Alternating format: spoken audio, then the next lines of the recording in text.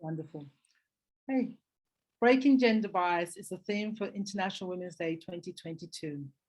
We are invited to imagine a gender equal world, a world that is free of bias, stereotypes, and discrimination, a world that is diverse, equitable, and inclusive, a world where difference is valued and celebrated. Together, we can forge women's equality. Collectively, we can all break the bias. What if the next step of the journey of breaking gender bias and inequality is in the hands of women? What if we as women could stop the lateral violence of policing and shaming each other and keeping each other in our place? What if equality is not so much bestowed by men, but by each woman, from teenage girls, mothers, midlifers, and elders? What if we held the key by supporting, championing, and holding each other so that we can turn the tide of gender inequality? What if? I truly believe that all three women you're about to meet all embody this vision of empowered women, empowering women through the work they do in their personal and professional lives. Join me to welcome Getrude Matshe, Beverley Holt, and Anjani Amrit. Beautiful. So I'm going to start with Beverley. Okay, so the first question is, so we're going to ask, each woman is going to be asked the same question, and then we'll move on to the next round of questions. So the first question is, the theme of International Women's Day is breaking the gender bias. What does gender bias mean to you? Over to you, Beverley. So you're still on mute, Beverley? Okay. Thank you. Gender bias means to me personally that one gender is favoured more than the other when we're doing the same activity. So I also believe it's a cultural thing. So I was born in Wales and grew up there.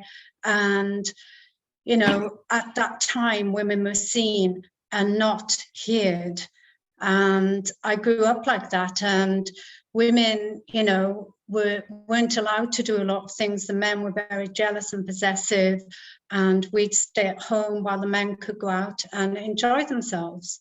And I was fortunate that I chose a profession to be of service, and I didn't have to experience the difficulties with women getting less money than men at work. So I started in the medical profession, then the healing profession, and we're also treated the same. And I personally love sports, and I was blessed to work alongside many elite athletes. And recently, well, about a year ago now, I was blessed to interview Tiffany Cromwell, who's one of Australia's top female cyclists. And she was telling me about how when she started off her career, she didn't get any money at all. Fortunately, her parents were affluent and could support her. And then eventually they did lots of fundraisers until she got sponsors. And then eventually she got paid, but definitely not as much as men. So with the sports as well, I had a passion for sailing. And when I first started sailing here in Sydney, women were considered to be unlucky on a boat. But fortunately for me, I got invited to sail on the smallest boat in the fleet. It was 10 meters, so 30 feet, with 4 other men. It was the first time in 25 years for the captain, the owner, to have a female on board. And we actually won a place, 3rd place, and he'd never won a place. So I think he was very happy to have me on board. And I think for women, we just have to stand in our power and go for it. Beautiful. So you went from being unlucky to proving to be quite lucky for this person. Exactly, exactly. You know, I broke was one of the females to break that, and I'm so happy I went on to sail with women in water, and a lot of women are sailing now and doing extremely well. So it's all about following your dream and going for it, regardless. Yeah, wonderful. Thank you. Getrude, so what does gender bias mean to you, Getrude? Oh, gender bias to me has been a lifetime challenge. I was born in Zimbabwe. First job was in IT as a COBOL programmer. And I remember that first job because they recruited two of us, a young guy who was also 19. And I saw his paycheck one day and there was a vast difference. So throughout my IT career, I've always been the only woman in the room, the only Black woman in the room. I moved to Cape Town, South Africa in '94, before South African independence. And because I was Black and because I was female living in Cape Town, I would experience it in the boardroom whenever we had meetings. The Black woman was classified 0-8 on a scale of 1 to 8. The classification of races in South Africa, 0-1 was male, white male, 0-2 was white female, 0-3 was Indian male, 0-4 Indian female, 0-6 colored male, 0-7 colored female, 0-7 African male, and 0-8 was the Black female. And if you lived in Cape Town, South Africa, with the colored preferential rules, only people of mixed race could live in Cape Town. So you can imagine straight after independence with my beautiful chocolate brown skin, if I was sitting in a boardroom, people expected me to be a servant. And my boss would look at me when it was time for tea and coffee. And I broke his habit by crossing my legs and saying, "Yes, Jack, I take mine with 2 sugars, please, make it black." And people would laugh at him. So I've had to deal with gender violence my entire life. I'm now back in IT after being an entrepreneur for 21 years. I have just developed an app and now experiencing the same thing and trying to raise the $1 million to build my app. Only 3% of women get funded in IT startups. So again, I'm hitting against a block wall, but I'm hoping we can change it for the future generations. So it has been a lifetime challenge for me. And I love how you spun it with your boss, you know, hey, I'll take mine sugar and black. Good for you. Sometimes humor is the best defense we've got. So good on you. It's the only way. You have to kill people with kindness. Yeah, I think you're good at that. That's brilliant. Thank you. Okay, Anjani, over to you. Great. Thank you. The gender bias to me, I can speak from my experience. Growing up, I grew up in a mining town, a small mining town in the UK. And around me, it was a very male-dominated area. You know, the blokes were blokes and the women were glad of it. That's the expression we would hear a lot. Men are men and women should be glad of it. And women had their place at home. And I even was raised, you know, I was raised in an immigrant family. So for me, I had a brother, but it was me that did all the cooking and the cleaning, and I would cook for my dad. And so it started very early on for me. And then when I entered into a very male-dominated profession, I became a lawyer. At that time, in those days, I'm in my early 50s now. So in those days, back then, there were no women lawyers. So my very first job, I was the only woman lawyer, especially in the area that I worked in, because I ended up niching or specializing in corporate law. So it was a very male-dominated niche area in law, which was also male-dominated. And I would go to meetings, so these massive meetings, you know, with 20, 25 people on deals, on these $1 million, $1 trillion deals sometimes.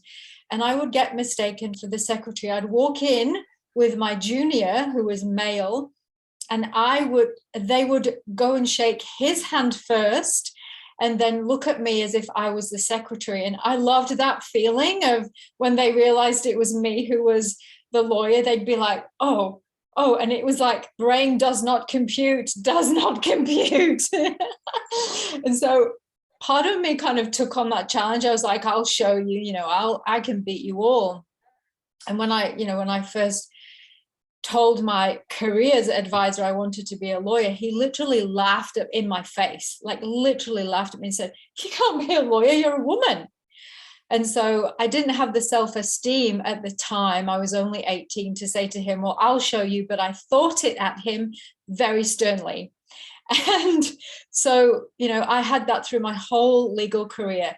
And for me, gender bias, and I see this a lot with my clients and the women I work with, a big part of it comes from our own unconscious gender bias. So when I started working as a lawyer, I thought I had to be like a bloke to beat the blokes, and so I became very blokish. I cut my hair short, I wore flat boots, trouser suits, I swore a lot, I went for beers with the boys, I did all that kind of thing. And just to be part of the club, and to be accepted in the club. And I basically lost all of my femininity. I lost who I was in all of that story. And I became this very mannish woman, and forgot even that I was a woman. And all my friends were men. I didn't even have any female friends.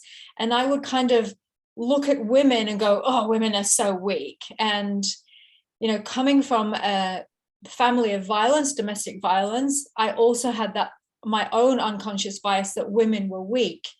And it was only when I started doing a lot of work on myself and looking at my own unconscious bias around my own gender and what I thought and believed about women and what I thought and believed about how strong women can be, that's when things started changing for me.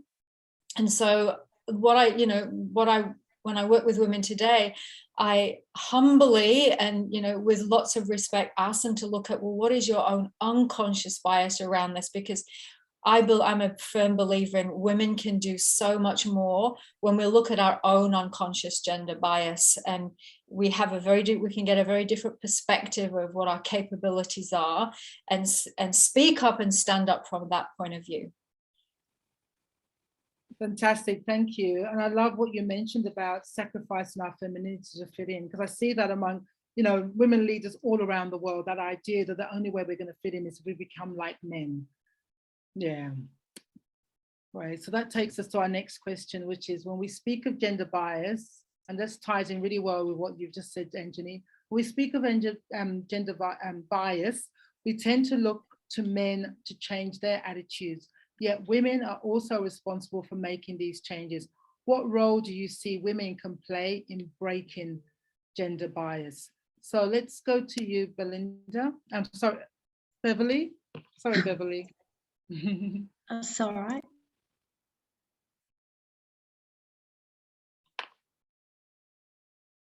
But you're mute again. There you go. I must have left it on and then, I'm muting myself. I was so transfixed with the stories of the two ladies, and I could relate to a lot of it as well. So when we think about it, it was only 1902 when women first made their vote in Australia. And so in the past 120 years, very little has changed. So I personally believe women have to be proactive. So we have to think about it like going into a relationship. When we start a relationship, we don't expect to change that other person or go into it expecting them to change. It just doesn't happen. So we have to be the change that we want this to happen. And we have to see the end result and hold it. And I believe it all starts with education. So it needs to start first with the mothers with their children, and definitely in the schools. So the teachers need to change their attitude as well. Like, I've noticed a huge change since I've been back in Australia, because I've been living 16 years in various countries in Europe. My two nieces that live here, they've very much got a go-get-it attitude. They don't believe they can't stop at anything. They just go for it. And I think this is wonderful.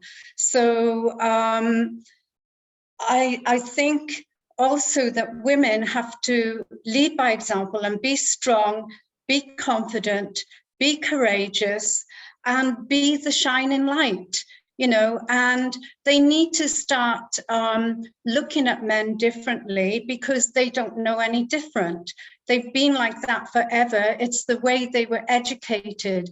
So we need to think, oh, bless them and support them and really, really change our attitude to them and ourselves. And, you know, because traditionally we have looked at men to change their attitude towards women.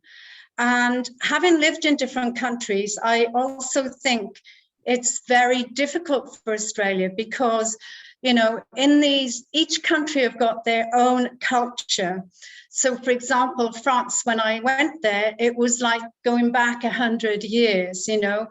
Things haven't changed since the Napoleon times, and they're very reluctant for change. And I lived in Italy and Spain, and they're very set in their ways as well. But it's mainly Spanish, mainly Italians, mainly French. And I've also lived in the Red Sea. Egypt, Jordan, and Israel have got their views. And it was like I was invisible. You know, I was working on a boat. Especially in Egypt, when we arrived, I had to ask the guests to come out in the boat and be lined up.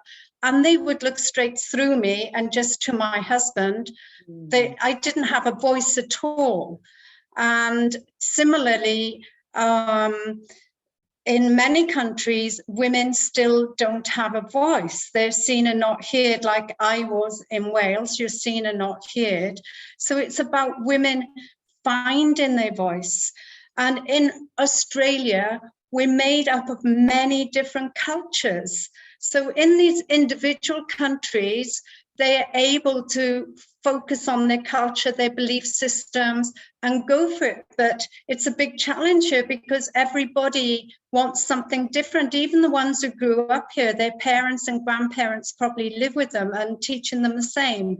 So now I think it's really important.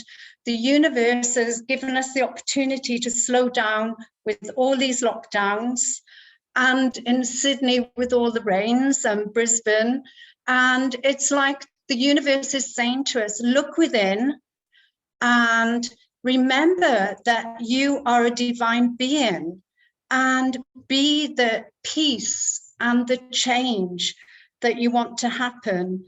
And I believe when women stand in their power, they can be strong influencers. They influence their children, and this is how we're going to bring about the changes in the workplace and with gender bias.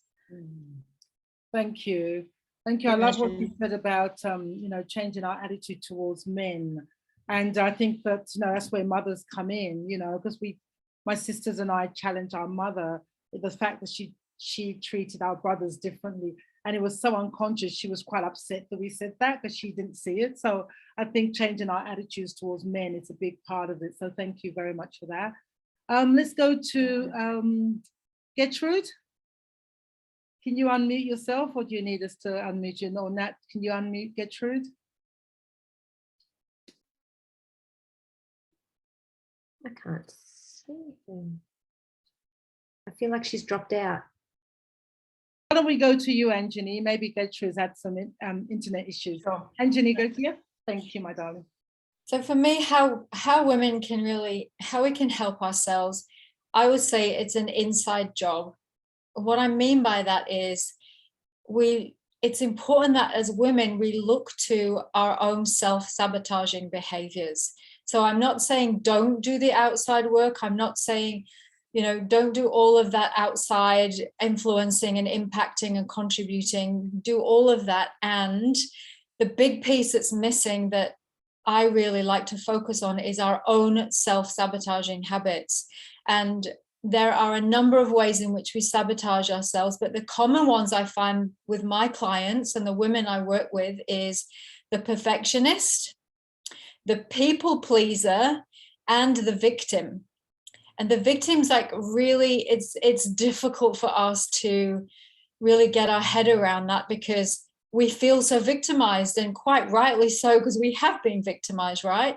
So it's hard for us to identify that victim dialogue that goes on inside of us, because we're not aware of it. It's in our blind spot. Society and culture has put it in our blind spot, but nevertheless, it's there. So it's really important that we start to listen to our own internal dialogue. What are we saying to ourselves in the day? And often that perfectionist is, I've got to get it right. I've got to spend 10 hours preparing for this speech because I've got to get it right. And men don't do that. Men typically don't have that inner dialogue going on that women do. And then we've got the people pleaser. Oh, I can't say this because it will hurt them. I can't speak up because I don't want to hurt anyone. I can't write my book because I'll upset someone. So we stay quiet, we mute ourselves. So it's really important that we start to listen, really connect with that inner dialogue. What am I saying to myself about myself that is limiting me? And changing that rhetoric, or flipping the script. And to do that, we have to not face reality. So we have to not face all of the bias that's going on, because we can't change it if we face our current reality. We have to create a new one. And that has to start internally with how we speak to ourselves, and offering some loving kindness to ourselves rather than berating ourselves, pushing ourselves, trying to reach these impossible bars in terms of what we do in the outside world. So it's really about that checking in with yourself, listening to where you're sabotaging yourself, and listening for that inner victim, you know, that pity party. I had a big one when the floods were happening. It's like, oh, poor me, poor me. And I just checked myself. I was like, there's nothing wrong here. You know, you're alive, you're breathing, your cats are well. It's all good. So let's not get into that victim space. I've been internet surfing, chasing for a week now, and I've been blessed. And that's what happens when we let go of the self-sabotage. Amazing things happen, and that's when we really get into that feminine power, because we are miraculous manifestors as women. That feminine Shakti power is very, very potent. We are potent magnets for what we think if we clear out the self-sabotage. Thank you. Yeah, and I think that it's so good to remind ourselves about the perfectionism. And it's interesting because in their book, Women in Leadership, Julia Gillard and Ngozi Okonjo-Iweala, they interviewed all the world leaders that were females, and the same thing around that perfectionism, that second guessing and overthinking, and just that idea that as women, they just can't show up in the boardroom. They've got to so over prepare. So we see that over and over again with women. So thank you for bringing that up. Fantastic. Okay, let's go to you there, Getrude. You're going to have to repeat the question. Yeah, no problem. I'm multitasking today. I'm speaking at another event in 30 minutes. So I'm on my cell phone. It's overheating, so I'm outside. Okay. Just repeat the yes, question for me again. Okay. When we speak of gender bias, we tend to look to men to change their attitudes. Yet women the are question also... for me? Yes, for sure. Can you hear me? Okay. So when we speak of gender bias, we tend to look to men to change their attitudes. Yet women are also responsible for making these changes. What role do you see women can play in breaking the gender bias? Oh, wow. I think we have a lot of work on that front. One, as the mothers who bring these men into this world, it's our responsibility to groom our boys, to coach them, to treat women equally. I'm blessed with 2 boys and a girl, and I'm from Africa. Traditionally, my daughter would be running around doing everything for everyone. That never happened in my household. My daughter was the matron. She got the boys in line. She got them to do all the work, and she stood on the sidelines. So I think a big responsibility stands with us. But we are also responsible for the unconscious bias. The way we act, just like the previous speaker was saying, we can embrace the feminine and still be strong and not try and be like men. I think that's something that we need to be very, very aware of, that there's nothing wrong in being soft, and you can be soft and strong at the same time. So let's embrace the feminine. Let's bring that into the boardroom. Let's not change the way we dress so that people take us seriously. Show up in your full color. Like you can see today, I'm totally a full expression of who I am. Don't be ashamed of it. Don't be scared to be a full expression of yourself. It's up to us to bring that new paradigm that you're talking about, the new world of how this can actually look for our daughters, for our granddaughters, and generations to come. So it's on us, ladies. It's all on us. Absolutely. And what a potent cocktail, that's soft and strong. When that two comes together, it's powerful. Yeah, beautiful. Okay, so we're going to go to our third question. So over to you, Beverley. What do you do in your personal and professional life to empower other women?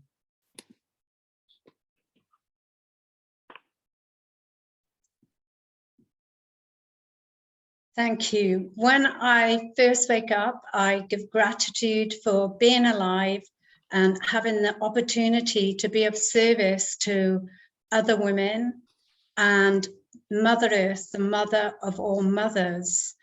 I think it's so important to remember nature and learn from nature and spend time in nature, because nature is a magnificent teacher. And I also believe that when we die, it's only our physical body that dies, and our life force or our spirit or soul or essence continues. So I believe that we are spiritual beings come to us for a human journey. So it's about having fun and remembering you are a divine goddess, and you deserve all the love, joy, and happiness that the universe has to offer. And we should live our life with the sensory experience and, you know, see with beauty, hear with beauty, smell with beauty, taste with beauty, you know, feel with beauty and enjoy it. And I like to start my day with meditation and, you know, calm my mind and calm my thoughts. Because as Anjani said, we are not these disempowering belief systems. We're not our disempowering thoughts. And we've all been given a second chance as we mature to blossom and be in conscious awareness and catch yourself when your thoughts are telling you you're not good enough, you're not worthy, you know, when you have feelings of blame, guilt, or shame, when your buttons are pressed, it's an opportunity to look within. And I encourage people to stop seeing obstacles and instead see them as opportunities to grow and evolve.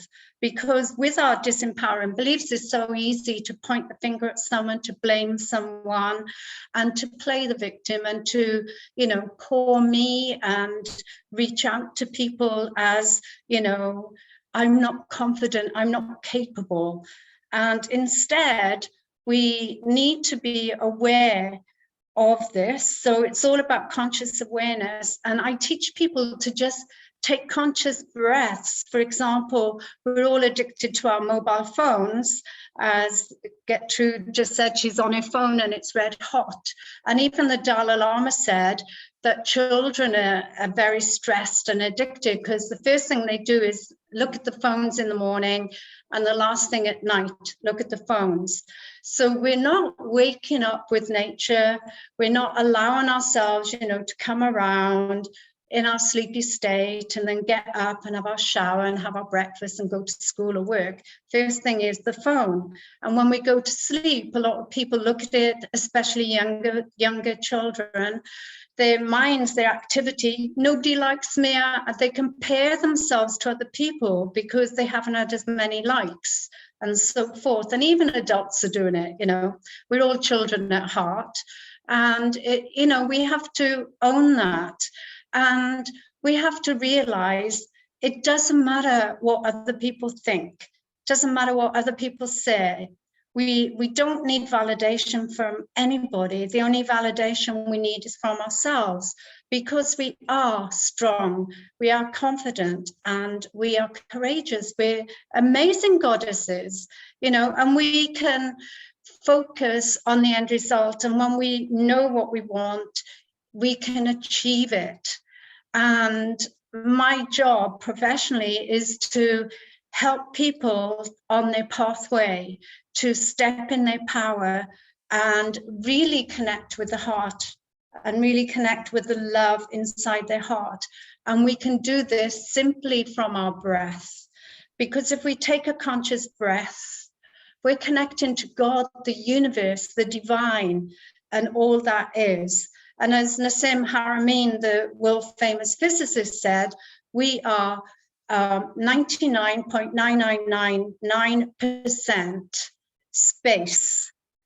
And that means we're only 0.0001% matter. And really, what does matter? All that really matters is you believing in yourself, having fun, and enjoying yourself and make an impact no matter what. So I encourage people to surround themselves with positive ladies, positive groups, and people who really care. Because at the end of the day, you know, it doesn't matter what we think, what others think of us. All that matters is being with someone who cares about us and how they make us feel. So thank you. Great message. Surround ourselves with people that uplift us. I love that. Thank you very much. So I'm going to go to Anjani. Okay, so do you remember the question, or do you want me to repeat it? Yeah, thank you. So how I empower women personally and professionally. Well, personally, it starts with me. If I'm not empowering myself, then what use am I to others? So I am an eternal student. I'm eternally always looking at growing and developing myself.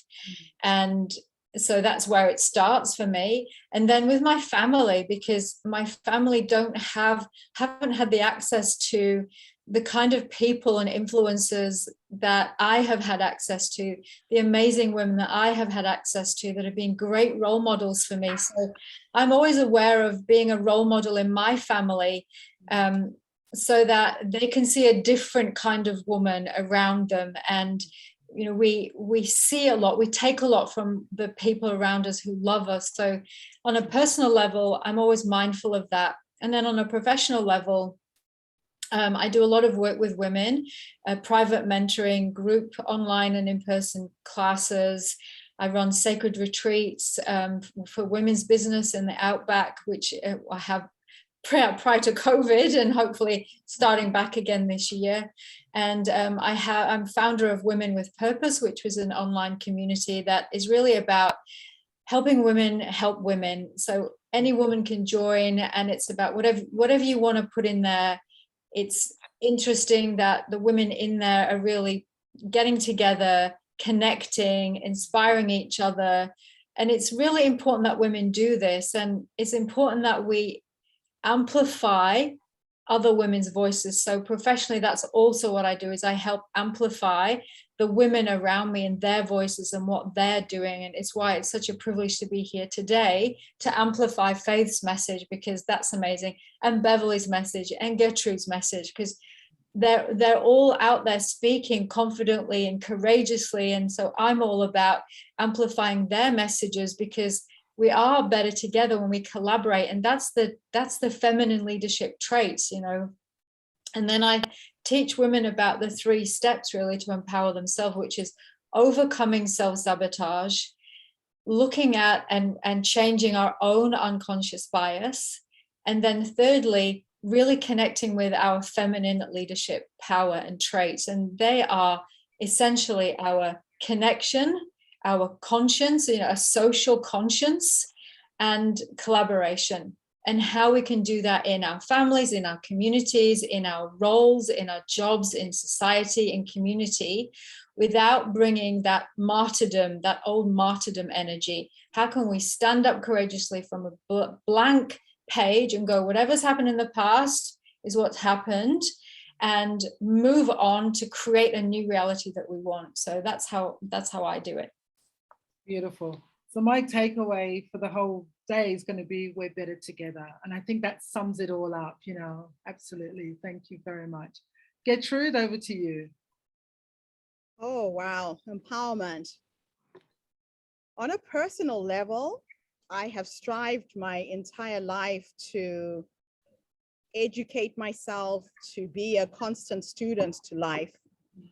I always try and do something different every single year, from bungee jumping to whitewater rafting to deep sea diving, and I don't know how to swim. And on a professional level, what gives me the most joy right now is throughout my business career, I call myself a serial social entrepreneur. I make money so I can make a difference in the world, so I can empower as many women and children on the planet as I can. And when I became a professional speaker, I have been to 56 countries. I can't tell you how many towns, villages, cities in between. And whenever I travel, I try and help get women out of poverty with very small amounts of money. I set up women's cooperatives because I know that if you can empower a woman, you've impacted on her children, you've impacted on a community. And I empower women by spreading an African philosophy called Ubuntu. Ubuntu, ngamuntu, ngabantu, if you literally translate the phrase, means a person is only a person through other people. So I strive to wake people up to the fact that we are one. Humanity is an organism. There is no separation between us. What we perceive as our differences is only skin deep, that I've got black skin, you've got white. And if we are one, we should use the superpowers that we are all ingrained with. You know, Ubuntu's principles are empathy, compassion, collaboration has been said a few times, connection. These are superpowers every single human being has and can use. So all of my presentations are focused around this one philosophy, whether I'm talking about Ubuntu in leadership, in business, whether I'm talking about it in community. And to install the philosophy is very, very simple.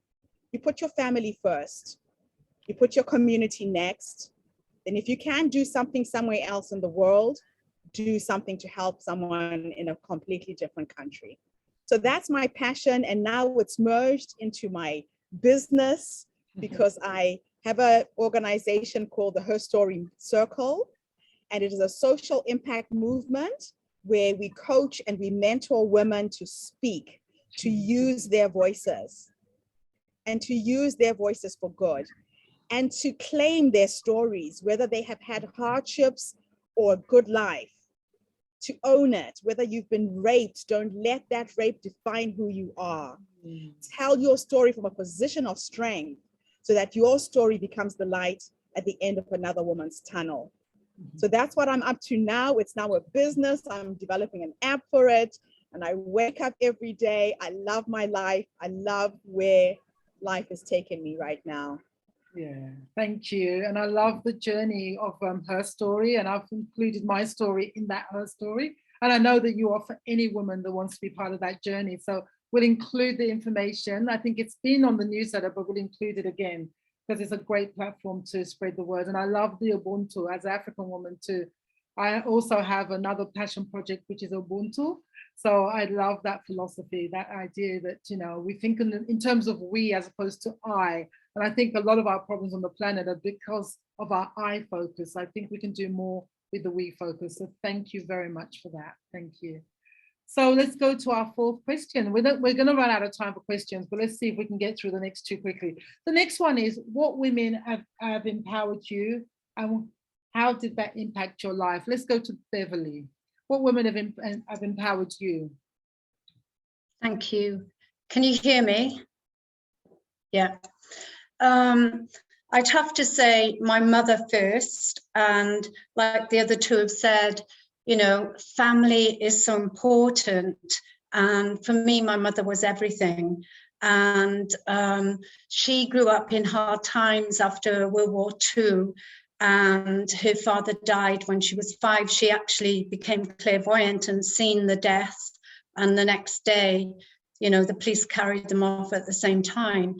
And during that time, it was really tough. And my grandmother was ill. There was another 2 children, and she started caring for everyone, and she continued on. So she self-educated herself. She learned herself how to read and write. She learned how to swim, to cook, and she was an amazing cook. And she was just incredible. She was a very strong, courageous woman. She never let anything stop her. She had visions and she would go for it. And she was very humble. She was very intelligent, and she would always put other people first. And she taught me the importance of being of service. And she taught me the importance of being with Mother Earth and the connection, and how we have to love and respect our elements, and we have to love and respect everyone, because, you know, never talk badly about anyone, and to look at everyone as if they're a god, and, you know, see the good in everyone, and to send them love and light if they are not doing, you know, if they're in a bad way or doing things that we don't agree with, bad things in the world. So, you know, I grew up like that, and I developed a gift as well of clairvoyance, and I'm also an empath. So I feel the energy. I feel Mother Earth crying when we had the fires 2 years ago here in Australia, and I went back to France, and I do have a ladies group there that I run. And everybody was saying, no, no, no. I said, I can feel Mother Earth crying. They thought it was because of the fires and then the flood. And I said, no, it's much deeper. I can feel it. And then, of course, we had the pandemic. And lately with the floods and Iraq and everything else happening, you know, it's like, I'm with these rains. It's almost like the universe is saying, you know, okay, slow down and remember, as Gertrude said, we are one. You know, we have to come together as one and let your light shine. And, you know, when you are leading by example and your light is shining, everyone will follow. So it's the same, whether it's teaching children, whether you're walking down the street, everybody can see you in your power. And sometimes we just need to smile. And that smile could save someone's life. And when we smile, even if we're feeling down, like I was born in Bridgend, and it's got the highest suicide rate in Europe. Now they've stopped advertising how many suicides happen a day. So I think it's really important to find someone to, you know, there's always someone worse off than ourselves, and you have to find a reason for living. And my mother gave me that reason for living, to help and be of service to people. And I also had a spiritual mentor when I came here, Elena Johansson, who had a very horrible upbringing where her father kept her under the stairs and her sisters would bring them out, rape them, beat them up. She never went to school to read or write. And fortunately, she got sent to Australia when she started having her periods, for an arranged marriage to someone who was kind. But she was, her life changed. She was given her second chance then. And she was just a beacon of light. And professionally, she helped me on my spiritual pathway so that I could be of service. And like the other two, I've been a continual student, and I think it's so important to be a student of life. And self-love and self-care is number one, and they both taught me that. It's not a vanity, it's about looking after yourself so you can be healthy to look after everybody else. Wonderful. Thank you for that. Thank you so much, Beverley. I'm going to go straight over to Anjani, again, just being mindful of the time. So over to you, Anjani. Yeah, very similar to Beverley. My first kind of woman who empowered me, I would say, is my grandmother. And she taught me all about how to be a good human being in terms of service, serving others. She was known in the community. She worked in the accident and emergency at the local hospital. People would go around to her house if they needed anything. She was the hub of the community. And she taught me that being of service to people and humanity is, and loving everyone regardless. She would love the drug dealers who came around to her place to try and sell stuff. She would love everybody. You know, she'd buy stuff off them because she felt sorry for them. And anyone, her door was always open. So my grandmother, and that has never left me. And then the second woman who really changed the course of my life was also similar to Beverley, my spiritual teacher, my first spiritual teacher, a woman, very empowered woman. And she helped to unlock the divine feminine within me. And that was a game changer. That literally transformed my whole life, my perspective on life. It opened up, it took the blinkers off, and it opened up my perception of what it is to live a spiritual life and how we can access our own feminine energy to bring good for the world. And so those two women, I would say, out of everyone, have been the big game changers. And then, you know, always my friend and colleague, Faith, she's amazing. I look up to you so much. I love you very much. Thank you.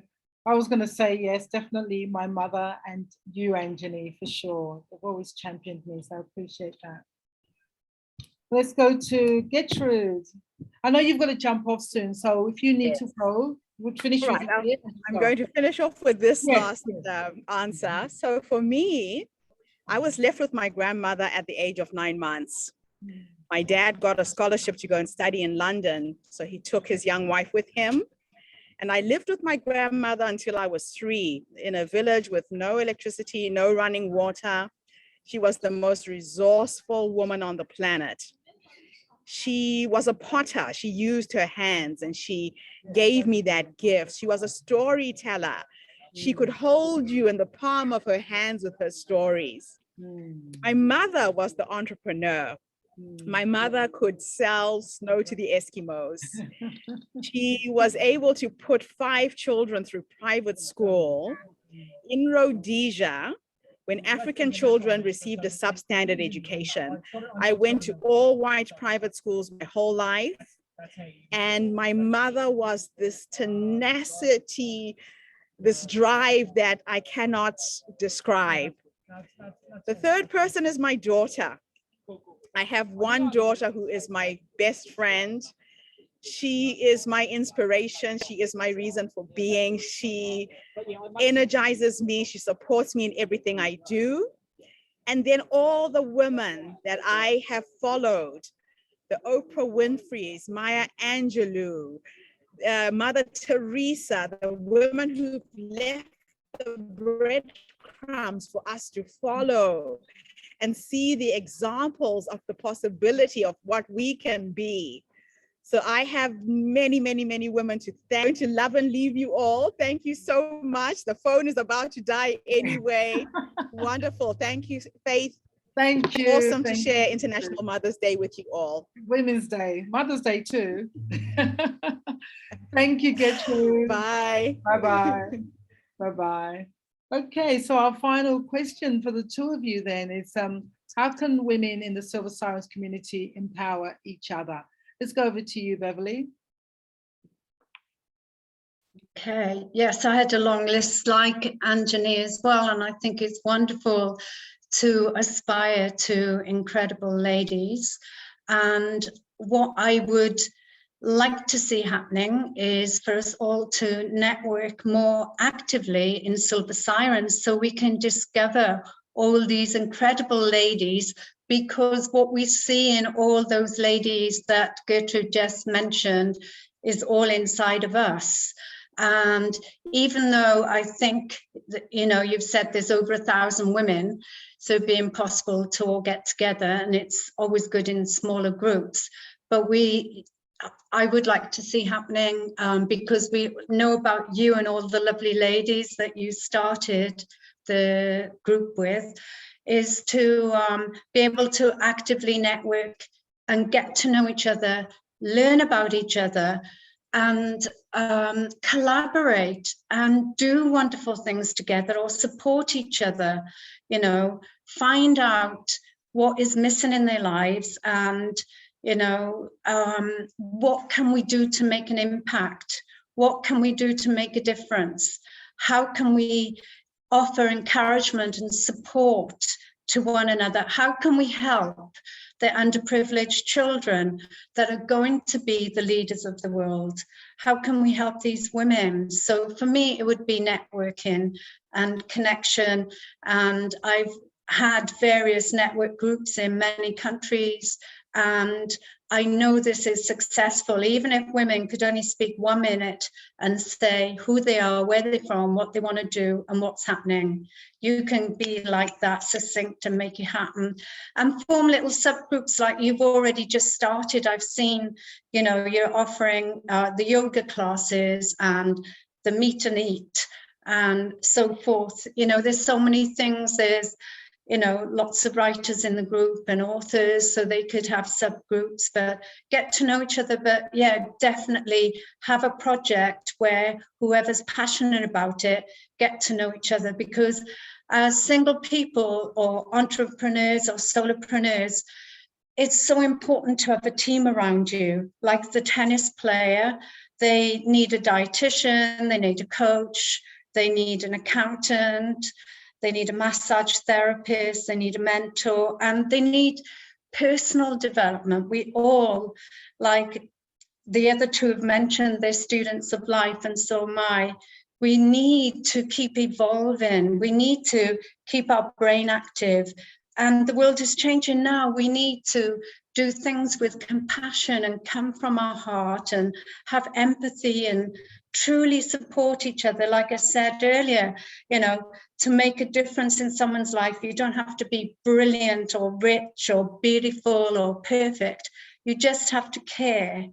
And I think if we get to know each other on a personal one-to-one, the whole dynamic of the group will change, and we can all collaborate and make that change happen and become one.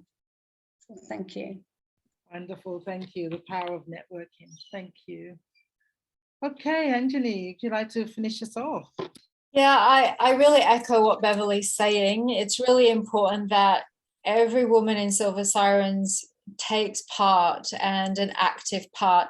And I think to do that, my message will be put yourself first, because women are often put ourselves last. So I have to cook food and make the house good and do my job and put everyone else first. And then, oh, I really don't have time. It's a luxury if I'm going to be in Silver Sirens. It's a luxury to log in and do this. It's a luxury. And I want to say, put yourself first. And that way, rather than giving from empty and usually fumes, you can start to give from a fuller cup, and your life will become fuller and richer. And so it does take for you to put yourself first, to get involved more with Silver Sirens and show up more on the lives, because if you're live, then you know, we're seeing your face, we're hearing from you, and that way you start to connect. And so that's what I would say, put yourself first and get involved. Wonderful, thank you very much. And that's great, you know, because the reason why I created the portal is that women can highlight the things that they love doing, and they can actually lead those conversations. So as we continue to develop, there's going to be a lot of opportunity for women to do that. So thank you both for reiterating that we're on the right track. So thank you so much. So that's perfect timing. We literally have 1 minute left. So that means if there's someone got a burning desire, like if someone got one question, are you guys okay to stay for one question? Okay, yeah. Who has a burning desire to ask a question? I can see Evelyn's moving forward. Is that you, Evelyn? Yeah, go for it, Evelyn. I'm going to hand over to you. So let's unmute you and you ask your question. That's my mum's name, Evelyn, by the way. That's probably why I was drawn to you. Oh, really? Okay. Yeah, my mum's name is Evelyn. So yeah, lovely to see you. Oh, thank you. Well, it's really nice. I've just been so inspired by this. I'm a retired woman and used to teach piano, and now I have a life where I can choose what I want to do, but I'm still passionate about connecting with people who also believe in developing each other and going on doing that. And I've just joined another group in the area where I live because I felt like that. And I'm also passionate about teaching children in a really beautiful, caring way. And the way I used to teach piano was very much something that I was passionately involved with. And I miss doing that now. But I'm sure there are many things that I would like to be able to contribute and share with your group. So thank you very much for introducing me to it. This is my first opportunity to share with you. Yeah, wonderful. Well, welcome to the group. Thank you. Yeah, it's a really beautiful, connected, heart-centered group. So you're in the right place. Thank you. Wonderful. So that brings us right to the end. Thank you for joining this important conversation. I strongly believe that as women, we hold the key. And these three women today have reinforced that belief. So thank you, Beverley, Getrude, and Anjani. Yeah. So there's still one more conversation today. So if you want to join us at 7 p.m, we're going to look at the intersectionality of ageism, racism, and sexism. Like, what is it like to come from that intersectionality? So we've got three amazing speakers at 7 p.m. So if you want to join us, we will be, you can check the link. Actually, Natalie, can you put the link in the chat for women to join us if they want to join us at 7 It's already done. Oh, wonderful, of course. Fantastic.